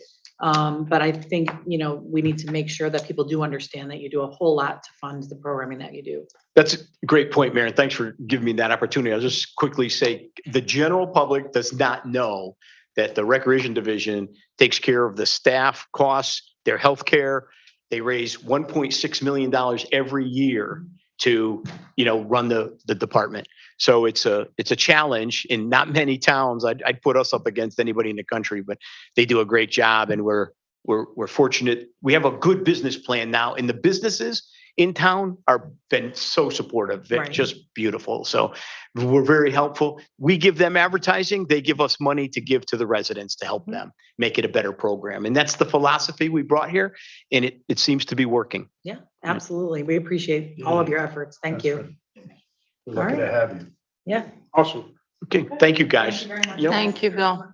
It's nice to meet the new faces. Yeah. I wanted you to see a face. Yeah. So you knew who they were. Yeah. Thank you, Somebody everyone. probably with porta potties. He's the guy. He's the guy. Oh, poor Clay. All right, counselors, we're going to move on now to public participation. Any member of the public may participate. If you are in the Zoom application, you can raise your hand in the public participation window, or if you're on your phone, *9 will accomplish the same thing. If you're in the room, you're welcome to come up as well. Yeah. Just ask that you state your name and address for the record if you would. I always forget that when I'm on that end, so. I'm just trying to make sure I don't hit any tails. Diane Stam, 104 Steeplechase Drive, Newington. I'm gonna steal a advertising line, and it's remember when everybody said come back to Jamaica? Well, I think now we're all coming back to a normal, or at least a more normal lifestyle. So I am on the board of the library, and that's what I'm here to emphasize. I thought Lisa did a nice job, but I think more importantly, her whole staff does a most incredible job. When you come into the library, it was so nice to hear people share the comments that when folks come, whether they're from this town or other places or farther away, that they enjoy being in the library, that it's a friendly place, that it's a helpful place. What I would love to do is have anybody who hasn't gone through the back rooms lately do the Disney backroom tour, because if you saw what they put together in the spaces that they have and what goes on, I think you'd be triply amazed. So while it looks calm on the front end and they do an amazing job, they really are very crowded with where they are. Lisa touched on the point that the board is working with Library Design Solutions in terms of talking about what the library needs, what this community needs going forward. And just briefly, we talked about things like the flexible space, something that's reconfigurable. The use of the library has changed. Not only is it to get materials, whether it's the traditional book that we like, we always have that conversation in my family, is it digital, is it the book, what is it? I say it's all of it, but also the collaboration spaces, whether it's team meetings that you're having for yourself, for your school projects, anything like that. It's more collaborative now. It's not just go into a carrel and open your book. We need meeting space in this town. We don't have meeting space in the town for folks. I don't know if anybody remembers, maybe I should have had this as a trivia question, but many years ago, the library board spent over $500,000 to buy 2 lots of land. Anybody want to guess what year that was that we started to plan for renovations and go forward? 1991. No, 2004. is when the Okay. first one. 1991, they still had 2 individual homes and people living in them. So we had to wait for them to be able to put those up. But it's almost 20 years ago that we started seriously putting money together, putting plans together. The world has changed so much. We've talked about the changes that have happened in the last 3 years and the last 4 years. The board has started to work. We're going to revise the plans.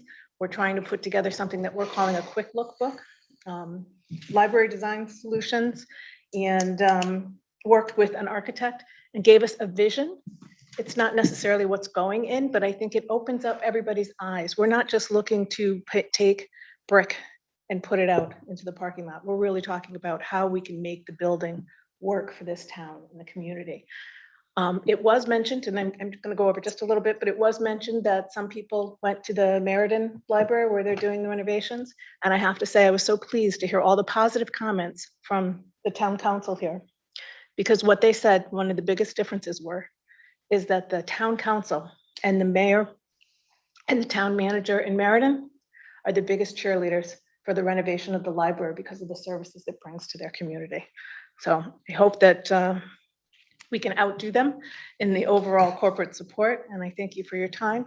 And I encourage you to go behind the scenes in the library and see what it really takes. Services. Thank you. Thank you. Any other members of the public that would like to come up or address us online? I don't see any hands up yet. Okay, we're going to move on then. The next item this evening, we did not receive any email correspondence. We did not, as of yesterday. Okay. We'll move on to remarks by counselors on public participation. Anyone? I would just quickly Dr. say, Page? thank you, thanks, Mayor.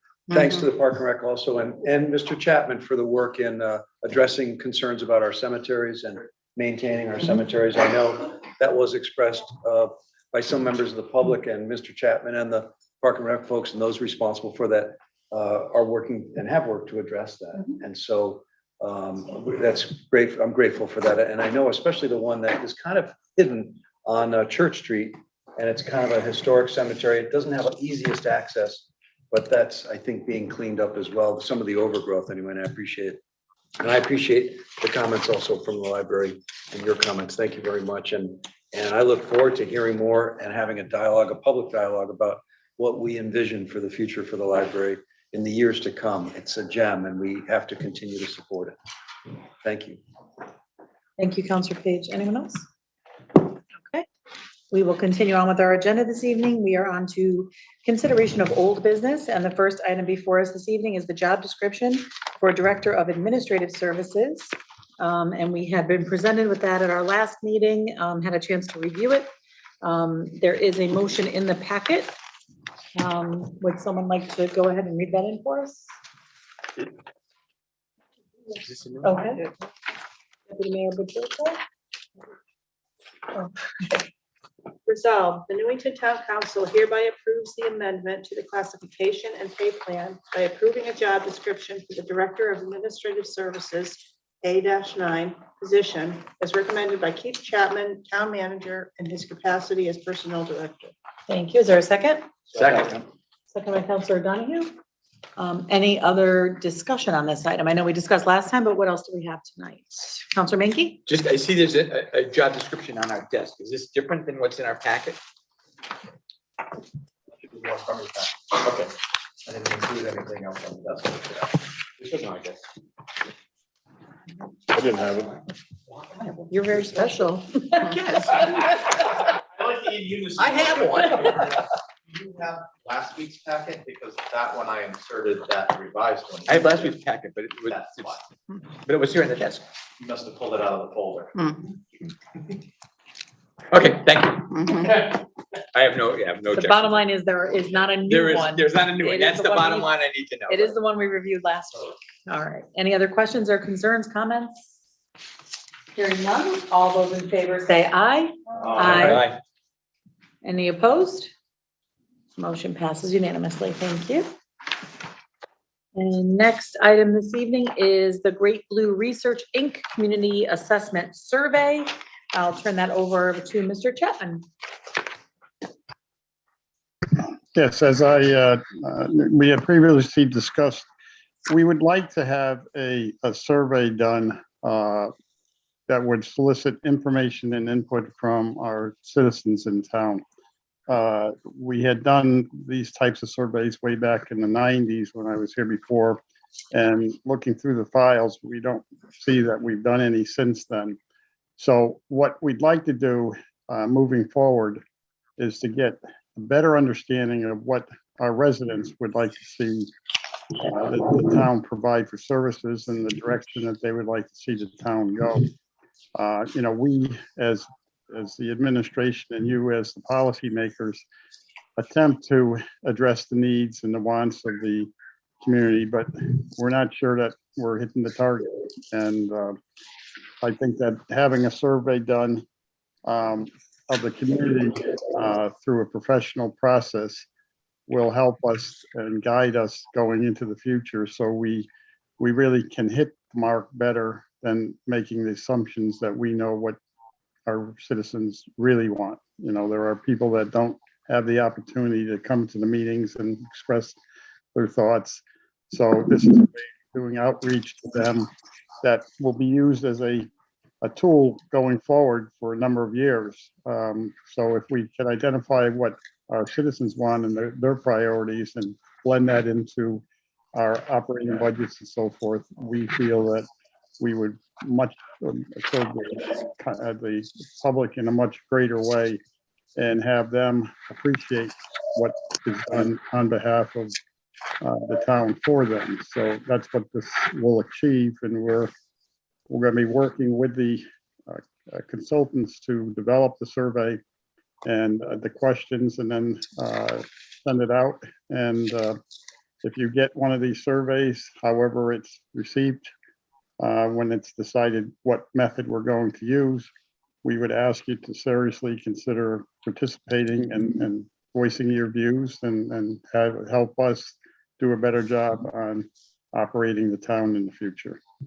I think that sums it up, Mayor. Okay, thank you. I'll open it up for council comment or discussion. I gotta look at my screen. All right. Counselor Menke? Yeah, I think the survey is a great idea. I think it's, said Mr. Chapman, I think it's probably something that we should have been doing, you know, not every year, I don't think, but every couple of years, maybe every, you know, second year, or third year or whatever.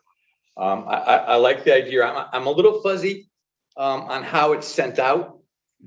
And from our last meeting, I recall it was either going to be mailed out, or there would be surveys available at the polling places, or surveys available at the library and other town facilities. So I'm a little confused how it's being sent out. And I'm also wondering, in the state of our flux here with an outgoing town manager and a new town manager, we shouldn't just postpone this till the new town manager arrives. Just so that so he or she are on board with the process and not taking it as leftover from the last administration, if you will.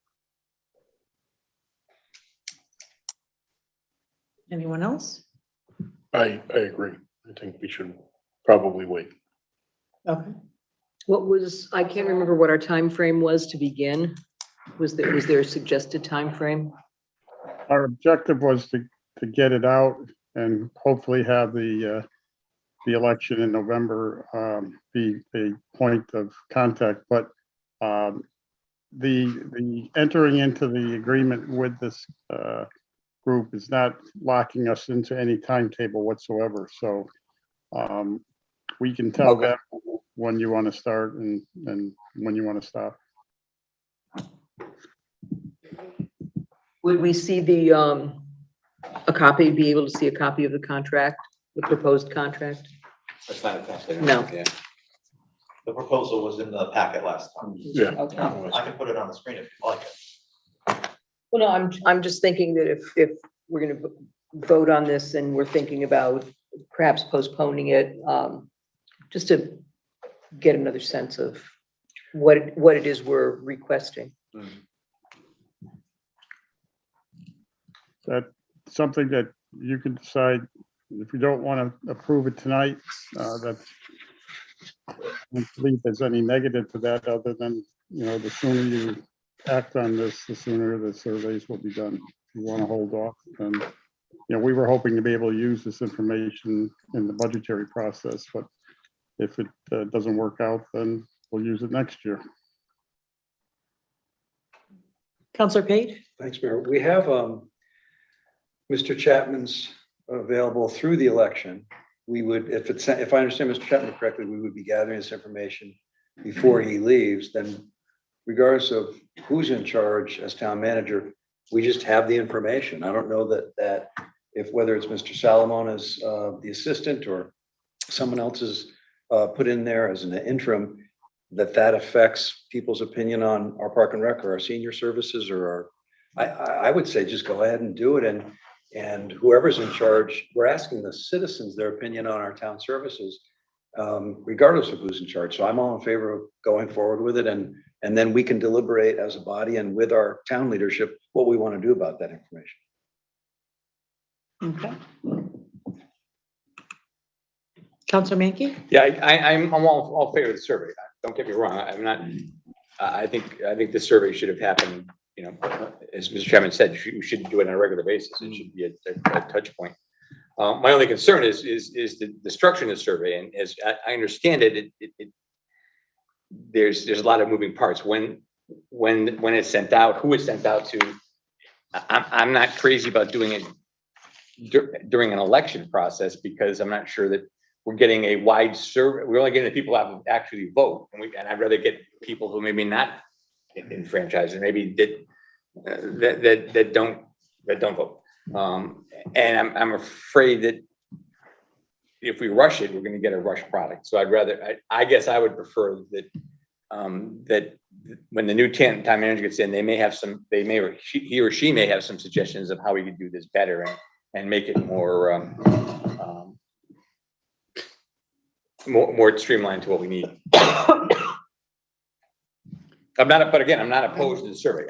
I think we should survey the people. I think it's a great idea. I think we should have happened on a regular. I think once we commit to it, we should commit to it on a regular basis, so that future councils can't say, we'll just skip it this week or this month. We'll skip it this year. It should be on a regular basis and build it into the budget. So every 3 years, every 4 years, there's a survey of some sort to the town. If I may just interject, the idea of having the surveys being involved with the election in November, that would not be the sole source of the information being gathered. That's just one of probably 5 or 10 different sources. But it's coming along, and if we don't do that at the November voting, then it's not the end of the world. It's just something that if it was timed right, would be just an additional bonus of getting more input from more people. But it's not going to be limited to just the people voting at all. Okay. Counselor Page? Thanks, Mayor. I mean, I don't think Mr. Chapman or any future town manager is the person. There's two things. There's process and there's content. And Mr. Chapman will correct me if I'm wrong, but I don't think Mr. Chapman or any other town manager designs the survey process. That's done by people who use scientific methods, as the gentleman who presented to us last time. And the content, I think if I understood correctly, because I know I was asked to reach out to my caucus, which I've done, and I believe you all are reaching out to yours, is a collaborative process in terms of the content of the questions from everybody's sides, from everyone's points of view. And I think, yes, as a convenience sample by the scientists who design it, not our town manager or any future town manager, we want to capture as many opportunities as we can in a convenience sample at the election and at other points in various forms. So I would rely on the scientists to say, is it rushed and suboptimal, or are we doing it scientifically driven and in the most robust way between now and the election? Because then we'll have our next election cycle, our budget cycle most informed in those decisions, and maybe our election cycle too. I don't know. So I'm all for it. Councilor Rada? Yeah, just 2 points I wanted to make. One, we all had the opportunity to ask questions of the gentleman from Great Blue. I know I was impressed and satisfied with the answers that I received in terms of data collection and how they create the instruments. And I'm also thinking that this may be information that could help inform or provide background and information for a new town manager coming in. So it would for me, it would serve that purpose as well. Okay. Councilor Mankey? I guess I just have a question again. I want to point out, I'm not opposed to the survey. I think a survey is a great idea. I'm not happy with this, maybe the timing. But if we do this as an election cycle, so I assume it would be you'd be going out of the polling place, you get to fill out the survey if you wish. And then we're going to send some out to some individuals in town. I think there are a variety of outlets for the. So I guess I heard what they had to say last council meeting, and I was thinking about it, over the last intervening week and 2 weeks and a couple of days. What stops people from voting twice or from filling out the survey twice? They could do it on election day, theoretically, and then they could get one in the mail, theoretically. Then they could go to the library and pick one up, theoretically, or they could get one from the website, theoretically, and they could not that they could vote 4 times. They could fill out 4 surveys, which I think would skew the data. I guess I would be more comfortable with if we're going to do this survey, just doing it on a random, mailing it out. So there's whatever and I'm not a mathematician, but whatever the mathematical sample is of the people in town, we send that many out, and that's how they do surveys for, whether you like this dish soap or that dish soap. They just do a random sample, and I think I would prefer that than this one, which I think could be skewed a little bit by people responding more than once, especially if they have a burning issue, and it could skew the data, or lead the potential that the data skew, which would be even worse. Just hopefully the researchers would have built that in, and they would be able to respond to that possible circumstance. He addressed that at the last. The question I'm going to raise is, can we table this until the next meeting? And is it possible to have the folks from Great Blue come back again briefly, not, to represent everything that they did at the last meeting, but maybe to respond to some of the additional questions that we might have? I mean, they did answer those very questions. They did, but I thought I understood it. Yeah, but now we've all had time. And as I came home, I said, wait a minute, what if we're doing all these different, and I get the idea that you can fill out this more than once, which I think skews the data, because you could have potentially all the people that the 50% of the people in town that like the geese could vote for the geese 100 times each. I would personally like one on my Christmas. Right, well, I have one planned for you, yeah. I got a red and green bow on mine. You want the feathers right, but you could have people that like the geese could skew it, because I could just go into the town website and pick out, I could do the survey once a day. So, we used to have those things that used to be popular where you could vote for your favorite high school team, and I remembered I'd have to go in each day and vote for my thing, and I would vote once a day. But you could have the same thing here. You could have the 50% of people who like the geese could vote for the geese all the time. And then that would, to me, and even if that doesn't skew the data, it would leave the perception that the data could be skewed.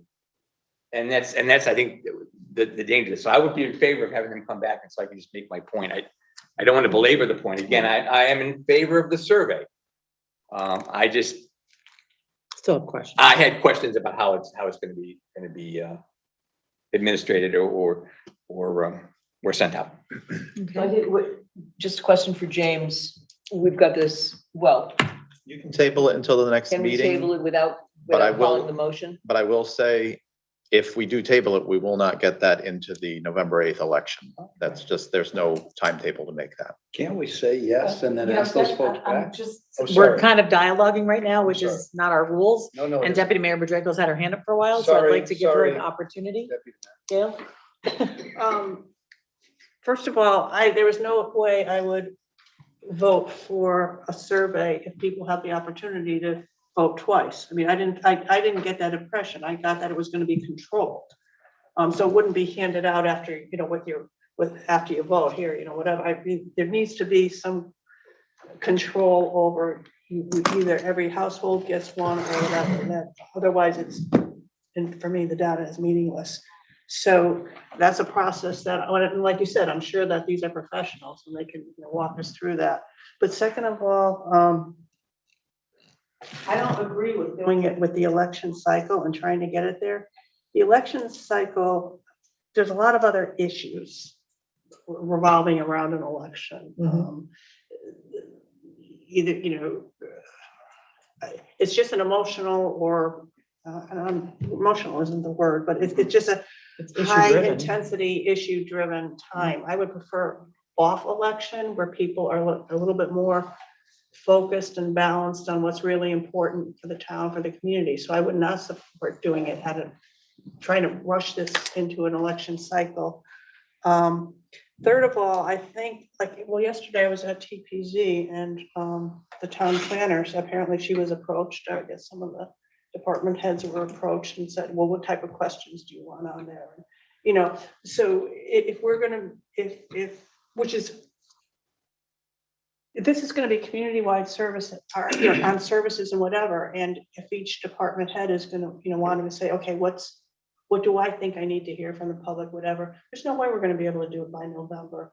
I would rather take our time. Maybe I'm not sure I have a problem with signing a contract with these people, but I want to really take our time in making sure that the questions are fair, relevant, going to get us the information we need. It's inclusive of all of our town services, but it's also controlled enough to make sure that there isn't,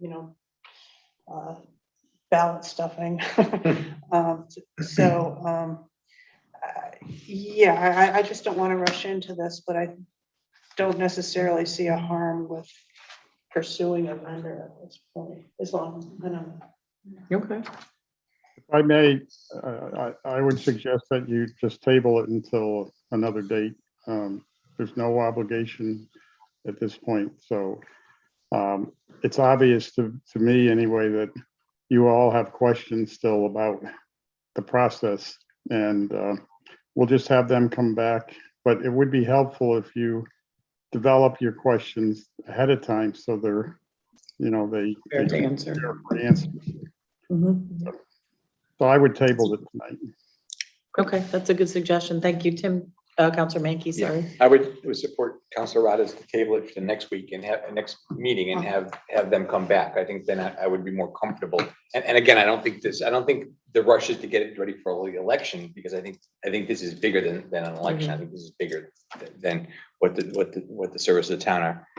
I'd like to see when they come, some of the ideas of what some of the questions could be and how they would, are they yes or no questions? Are they 1, 2, 3, 4, 5 questions? You know, you pick, I strongly agree, I strongly disagree kind of questions.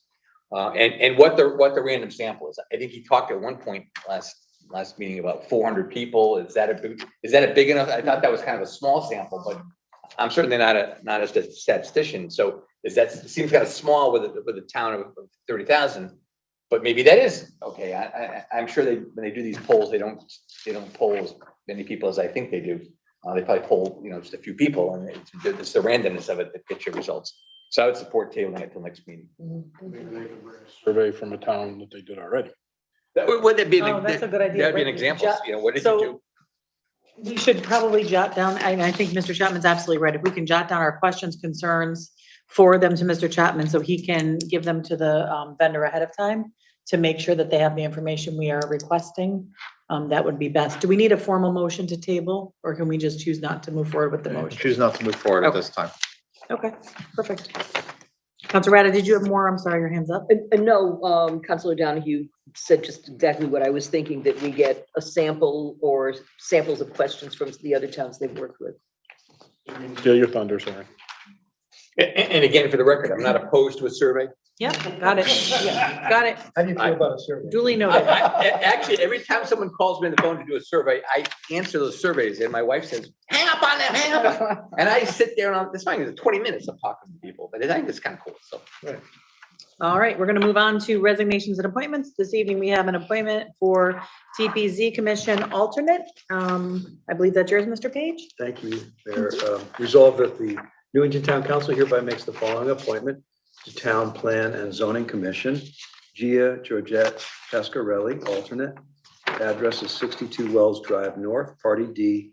Term is 10/13/22 to 11/30/25. Replaces de facto term of H. Braverman since 12/1/21. Second. Second by Counselor Menke. Any discussion? Hearing none. All those in favor signify by saying aye. Aye. Aye. Any opposed? Motion passes unanimously. Thank you. Okay. Next item this evening is refunds for October 13th. Deputy Mayor? Resolved that property tax refunds in the amount of $10,705.15 are hereby approved in the individual amounts and for those named on the requests for refund of an overpayment of taxes certified by the revenue collector, a list of which is attached to this resolution. Second.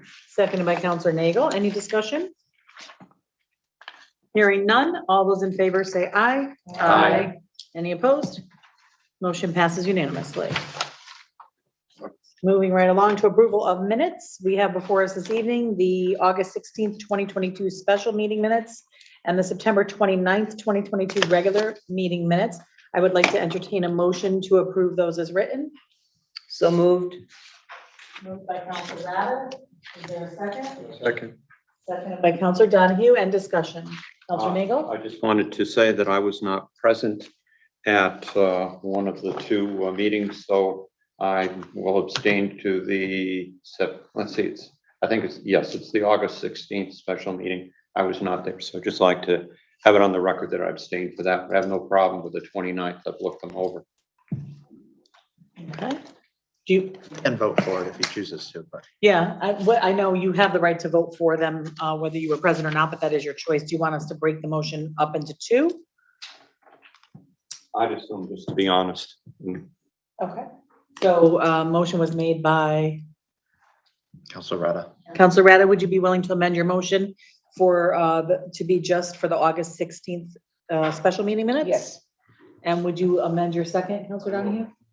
All right, so on the table right now, we have a motion to accept the August 16th, 2022 special meeting minutes. So moved. We have it, we just We already amended have it. those, so We we already have it on the moved it. table already. Okay. Any discussion on the August 16th minutes? All right, all those in favor say aye. Aye. Any opposed? I abstain. So motion passes. I have to do math. 7-0, 1 abstention. Counselor Camillo is back, sorry. Yep. Wasn't there for a moment. Oh, okay. All right. Let me just lower your hand here. Okay. And now I'll entertain a motion to accept the September 29th, 2022 regular meeting minutes. So moved. Moved by Counselor Nagel, seconded by Second. Rather. Counselor Rada. All right, any discussion on the September 29th? Hearing none, do you have, I'm so sorry, go That's all ahead. right. Just on page 6, the first, the 6th bullet up at the bottom. I believe it says Counselor Mankey. I think that was me.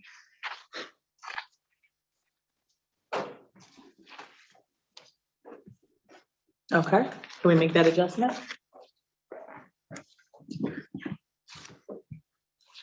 One, 2, 3, 4, 5, 6. Doesn't sound like me.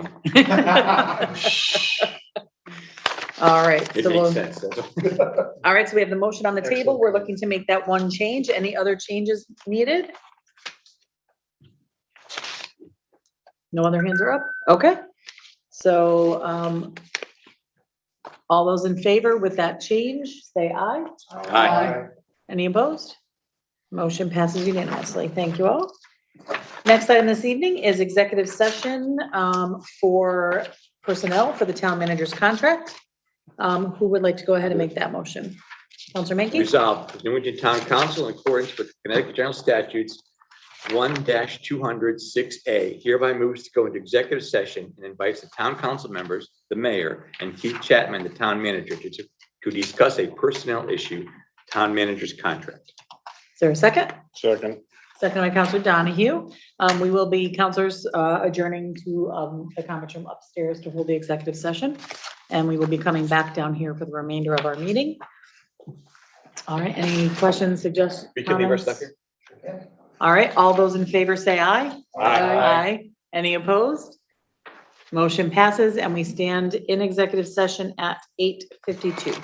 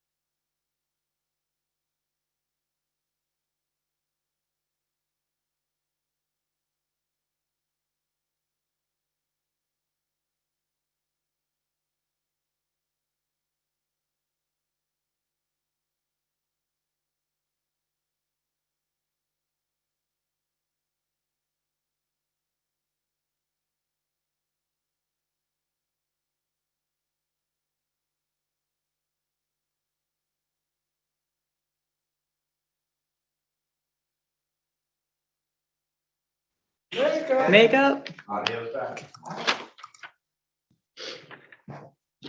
All right, folks, we are back into our regular session at 10:14. We will continue on with our agenda. And the next item on our agenda this evening under new business is the resignation of Town Manager Keith Chapman. So I will tell everyone, and I know it's been out there already, on September 30th, the council did receive an email from Mr. Chapman.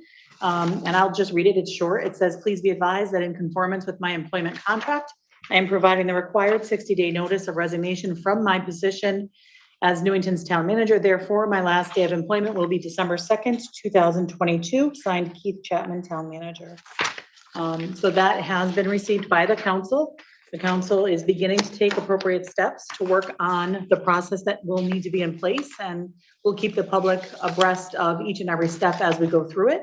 The next step for us this evening is just to introduce this as new business. We are not looking to take action on the resignation at this point, but we will be moving this item to our next agenda. Our next meeting is 25th. Thank you, the 25th. And we will look to take action on accepting the resignation at that meeting in accordance with our rules of procedure. Any counselor that has any comment or question? Okay. Then we will continue on. The next item this evening is written and oral communications from the town manager. Mr. Chapman, do you have anything for us tonight? Yeah, just a couple things. You hear me, right? Hold on. Yeah. Okay, here I am. Okay. Couple things.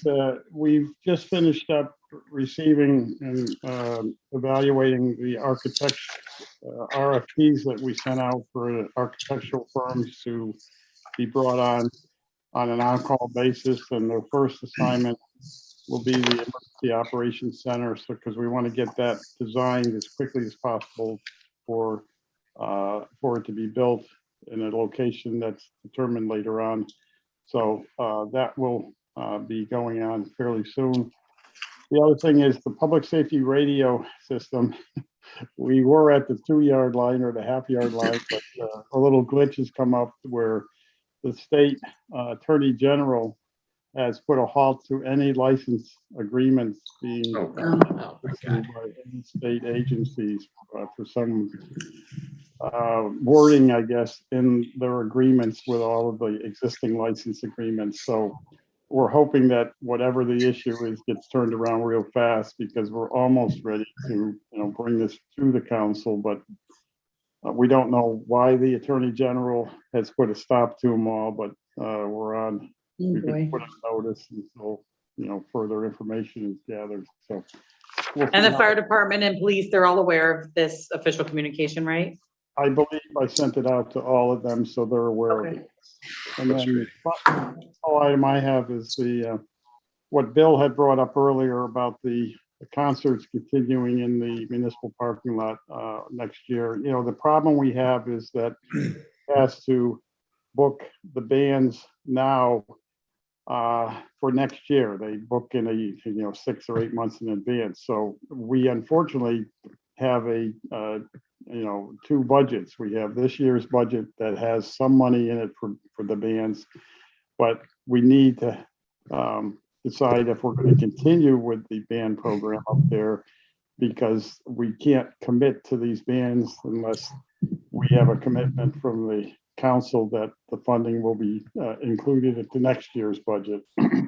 So I just need to get a general feel for whether the council as a whole feels that these concerts have been beneficial and worthwhile, and assure Bill that the funding will be available at July of next year when the concerts are in full swing. Okay. I don't need an action. I just need an indication that the majority of you would like to see the concerts go forward. So I know we had a brief discussion about, there's like kind of 3 different pieces to this, right? There's the Thursday night concerts that are extremely. It's only this, I believe it's only the Saturday and Sunday concerts that we're talking about, correct? It's the ones at the municipal parking lot, not the ones.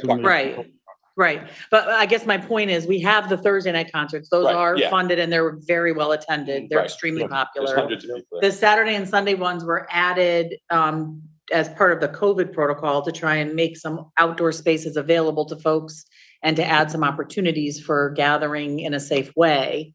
it's- And so I don't know about attendance of those at this point, what we're seeing.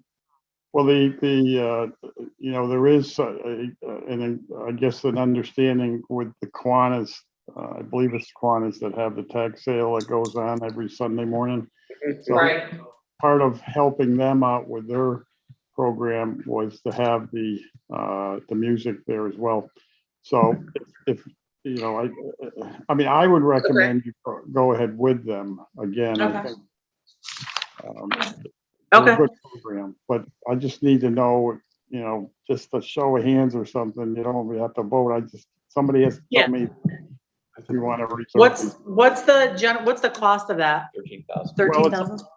Yeah, it's a little over, on average, about $1,000 per performance. And one thing I'm sorry, Keith, I was just gonna ask you one thing to consider, and you may not have numbers on this, but I'm assuming if we bring people into the center, the businesses, the pizza places, coffee shops and so forth, do they get some folks shopping or eating? I've attended Does that a help number of them? the concerts on Saturday and not on Sunday. And I always go get, because I'm just too lazy to make something and bring it. So I go to Steve's Place or Goldberger's or Rooster and get something. But the majority of people at the concert bring their own food. So it's not like they're going to buy food. Okay. Go ahead, Keith. The concerts that I've attended, and I've seen Tim at several of them, that we always eat food from one of the restaurants up there as well. So I would guess that half the people that go end up having food from the businesses in the center of town. So, you know, to me, you know, it may actually get more attendance because COVID is going away and people feel more comfortable going out and enjoying life now. So, you know, I would encourage you to let it go another year and then do an evaluation. I will say that we get a lot of people that are, I know of one couple that came all the way from Glastonbury because they liked the band. They didn't know I was going to be there that day, and we happened to meet up. But they came because they liked the band, and they came the next week because the next band was going to be good too. So you get a lot of people from out of town, which is good. Okay, so let's just, All right, I don't want to do a lot of Okay, I'm dialogue. sorry. We're kind of violating our rules again, trying to rein it in a little. Thank you.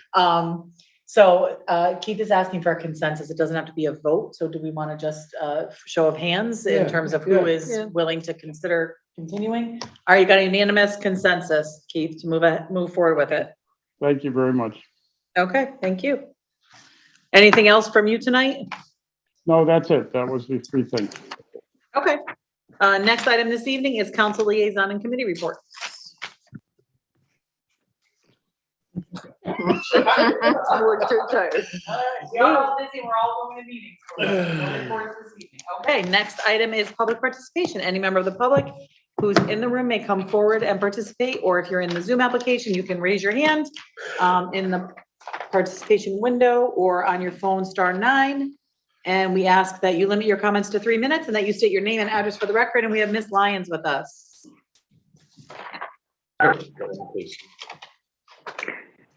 Rose Lyons, 46 Alton Drive.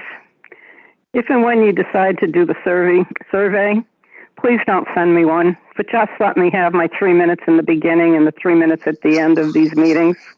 And don't take away my leaf collection. Thank you very much. Good night. Especially especially in the next couple of weeks. Thank you, Rose. All right. Next, there's no one else. Anybody in the room? No? All right. No takers. We're moving on to remarks by counselors. Seeing none, I will entertain a motion to adjourn. So moved. Moved by Counselor Mankey, seconded by Counselor Donahue. All those in favor say aye. Aye. Any opposed? We stand adjourned at 10:23 p.m. Thank you, everyone. Thank you. Have a good evening.